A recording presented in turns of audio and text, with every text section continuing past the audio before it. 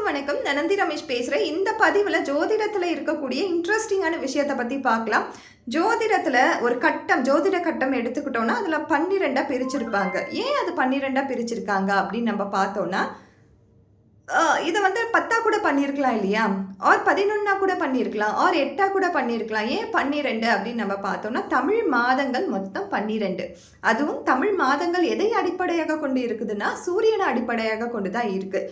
சூரியன் எந்த மாதத்தில் உச்சமாகிறாரோ, அதாவது அவருடைய வீரியம்ன்றது எந்த மாதத்தில் அதிகமாக இருக்குதோ அதுதான் முதல் மாதமாக வரும். அதுதான் சித்திரை.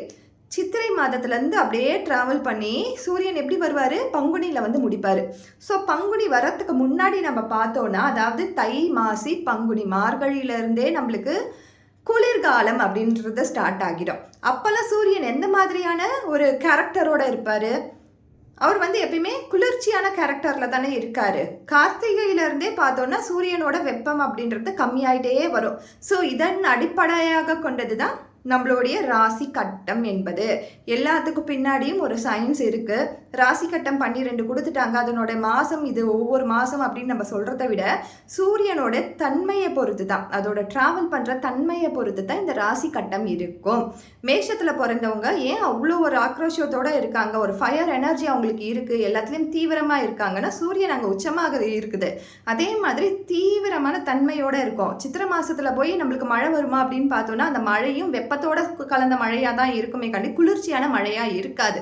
ஸோ அதனோட தன்மைகளை கொண்டு தான் அந்த மனிதர்களும் இருப்பாங்க அப்படின்ற ஒரு சைக்காலஜி அங்கே இருக்குது, ஒரு சயின்ஸும் அங்கே இருக்குது, கேரக்டரைஸ்டும் அங்கே இருக்குது. ஸோ எல்லாத்துக்கு பின்னாடியும் ஒரு ஸ்டோரிஸ் இருக்குது.